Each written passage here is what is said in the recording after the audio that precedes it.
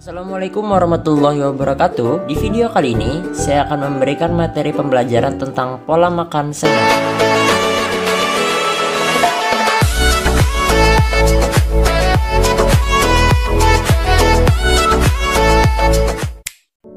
Pola hidup sehat adalah upaya seseorang untuk menjaga tubuhnya agar tetap sehat. Pola hidup sehat dapat dilakukan dengan cara mengkonsumsi makanan bergizi, olahraga secara rutin, dan istirahat yang cukup. Zat-zat makanan yang dibutuhkan tubuh manusia yaitu 1. Karbohidrat, 2. Protein, 3. Lemak, 4. Mineral, dan 5. Vitamin. 1. Karbohidrat. Karbohidrat adalah sumber tenaga dan pertumbuhan. Jenis makanan yang mengandung karbohidrat adalah makanan pokok. Contoh makanan sumber karbohidrat adalah nasi, jagung, sagu, dan tiwul. 2. Protein. Protein adalah zat yang dibutuhkan oleh tubuh guna proses pertumbuhan dan mengganti sel-sel yang telah rusak. Kandungan protein banyak terdapat di dalam lauk, misalnya daging, ikan, tahu, tempe, dan juga pada susu. 3. Lemak. Fungsi lemak dalam tubuh yaitu dipakai sebagai cadangan makanan dan sumber panas. Jenis makanan yang banyak mengandung lemak yaitu banyak dihasilkan dari kacang-kacangan, keju, kelapa, dan daging. 4. Mineral. Mineral diperlukan oleh tubuh untuk proses pertumbuhan tulang dan gigi untuk anak-anak. Kandungan mineral banyak terdapat di dalam makanan yang berkuah. 5. Vitamin. Vitamin diperlukan tubuh sebagai makanan tambahan. Fungsi vitamin adalah sebagai pemeliharaan kesehatan. Jenis makanan yang banyak mengandung vitamin yaitu banyak terdapat dalam buah-buahan, sayur-sayuran, ikan, dan daging. Kebutuhan vitamin akan meningkat secara bertahap sesuai dengan bertambahnya usia. Kebutuhan akan vitamin yang tidak mencukupi akan menimbulkan kekurangan vitamin atau hipovitaminosis. Tetapi jika vitamin yang diserap tubuh berlebihan akan menyebabkan keracunan atau hipervitaminosis. Kelompok vitamin yang larut dalam lemak antara lain vitamin A, vitamin D, vitamin E, dan vitamin K. Sedangkan vitamin yang larut dalam air yaitu vitamin B kompleks dan vitamin C. Menu makanan bergizi. Apakah yang dimaksud dengan makanan bergizi? Dikatakan sebagai makanan bergizi apabila pola makan dalam kesehariannya yang dikonsumsi dapat memenuhi sajian atau menu nasi, lauk pauk, sayur mayur, buah-buahan, dan susu. Yang pertama adalah nasi.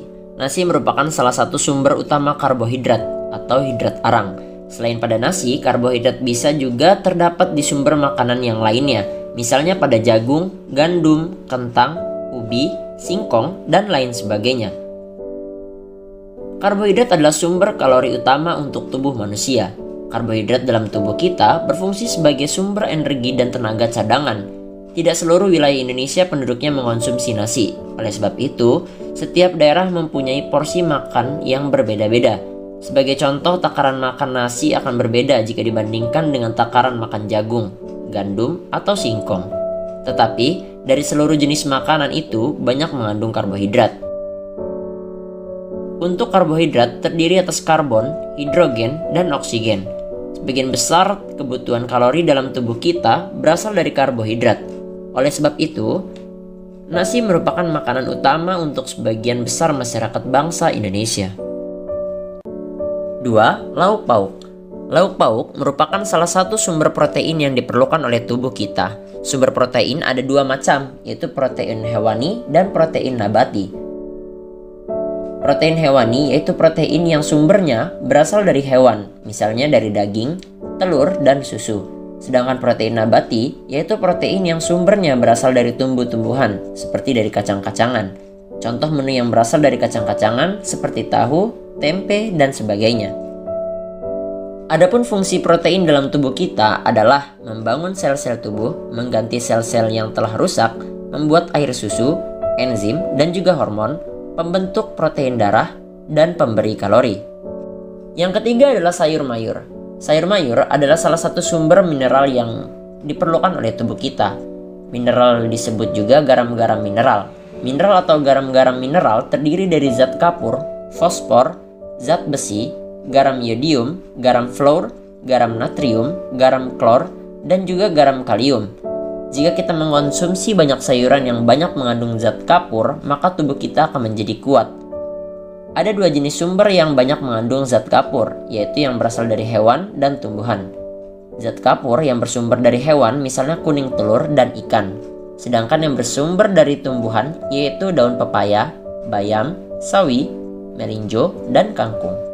Zat kapur dalam tubuh kita dapat mempunyai fungsi untuk pembentuk tulang yang kuat dan gigi yang baik, membantu proses pembekuan darah, mencegah rakitis atau penyakit tulang, memenuhi rangsang sistem syaraf dalam kontraksi otot, termasuk detak jantung. 4. Buah-buahan.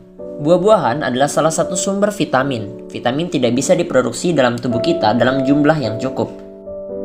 Vitamin bisa didapatkan dengan cara mengonsumsi beraneka macam buah dan sayuran.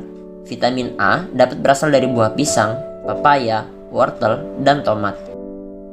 Vitamin C dapat berasal dari buah jeruk, nanas, stroberi, dan lain-lain. Selain sebagai sumber vitamin, buah-buahan juga mempunyai khasiat antara lain belimbing wuluh, manfaat untuk hipertensi. Jeruk bali bermanfaat untuk penghalus kulit. Jeruk purut berkhasiat untuk obat batuk dan aromatik. Sirsak mempunyai khasiat untuk sariawan dan abortifum. Buah nanas memiliki khasiat untuk radang amandel dan obat mulas. Dan yang terakhir adalah mentimun, mempunyai manfaat untuk penghalus kulit dan obat batu empedu.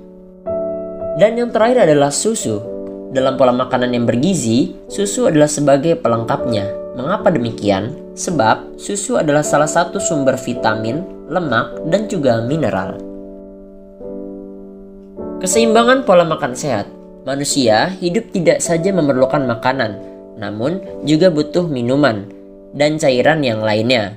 Hal tersebut dalam upaya untuk memberikan keseimbangan dan dalam metabolisme tubuh manusia. Sebagai contoh, misalnya air yang sangat perlukan di dalam kehidupan. Air akan memberikan keseimbangan dalam pola makan yang sehat sebab air mempunyai banyak fungsi dalam tubuh kita, yaitu untuk A. Membangun sel jaringan tubuh, B. Membentuk cairan tubuh, C. Melarutkan zat-zat di dalam tubuh, D. Mengangkut zat-zat makanan dan sisa metabolisme tubuh, serta E. Mengatur suhu dalam tubuh. Selain air, tubuh kita juga memerlukan zat-zat cair lainnya. Mungkin teman-teman pernah mendengar istilah vegetarian.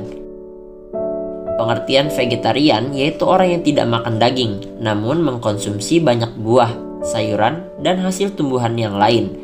Karena makan buah dan sayuran atau nabati sangat sesuai dengan struktur tubuh manusia.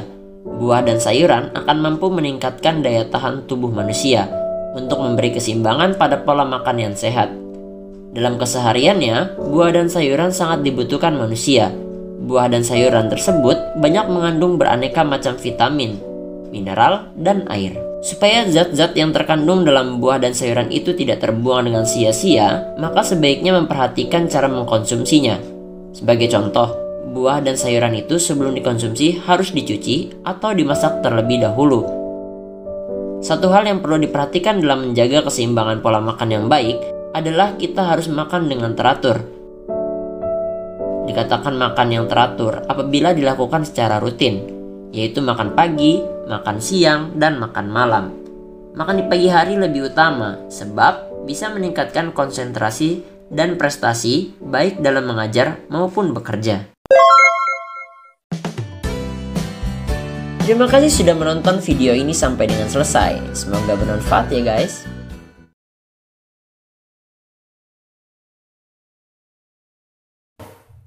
Buatlah foto berpose dengan makanan di rumah masing-masing yang termasuk dalam kategori makanan bergizi seimbang.